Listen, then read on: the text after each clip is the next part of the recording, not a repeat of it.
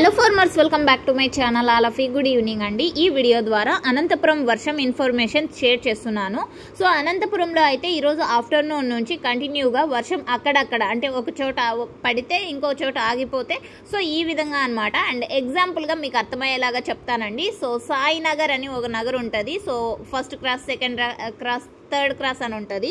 So ఒకసారి ఏమో అంటే 5 నిమిషాలు ఫస్ట్ క్రాస్లో పడితే ఇంకొక 5 నిమిషాలు థర్డ్ క్రాస్లో పడుతుంది.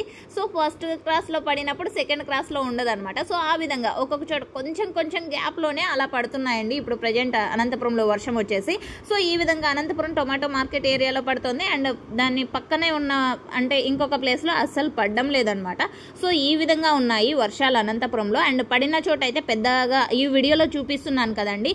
సో ఈ విధంగా వర్షాలు అనేది పడుతున్నాయి. అండ్ ఫార్మర్స్ అన్న వాళ్ళకు తెలియచేసేది ఏమంటే గనక అక్కడక్కడ వర్షాలు పడుతున్నాయి కాబట్టి సో చాలా వెహికల్స్ అంటే బులోరా వెహికల్స్ వాళ్ళు వస్తూ ఉంటారు కదండి. సో పట్టలు కట్టుకొని అండ్ నీట్గా మంచిగా తీసుకురండి మండీలకు వచ్చేసి. అండ్ టమోటాలు సైడ్కి అంటే మండీలు బయట సైడ్ దింపిన వాళ్ళందరూ పట్టలు నీట్గా కప్పుకొని అంటే సేఫ్గా పెట్టుకోండి. అండ్ వర్షంకి నానినటువంటి టమోటాలు సో ఎక్స్పోర్ట్కి యూజ్ కావు, మీకు అది తెలిసిందే.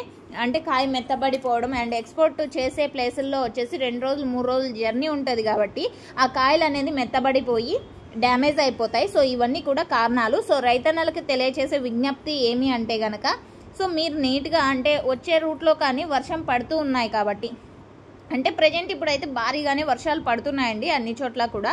సో వచ్చే టైంలో అంటే బులోరా మీద ఉంటాయి కదండి. సో పట్ట లేకుండా ఉంటే కనుక అవన్నీ నానిపోతాయి, డ్యామేజ్ అయిపోతాయి. సో అందుకని తెలియచేస్తున్నాను. అండ్ మీ తోటి ఫార్మర్స్ అన్న వాళ్ళకు కూడా తెలియకపోతే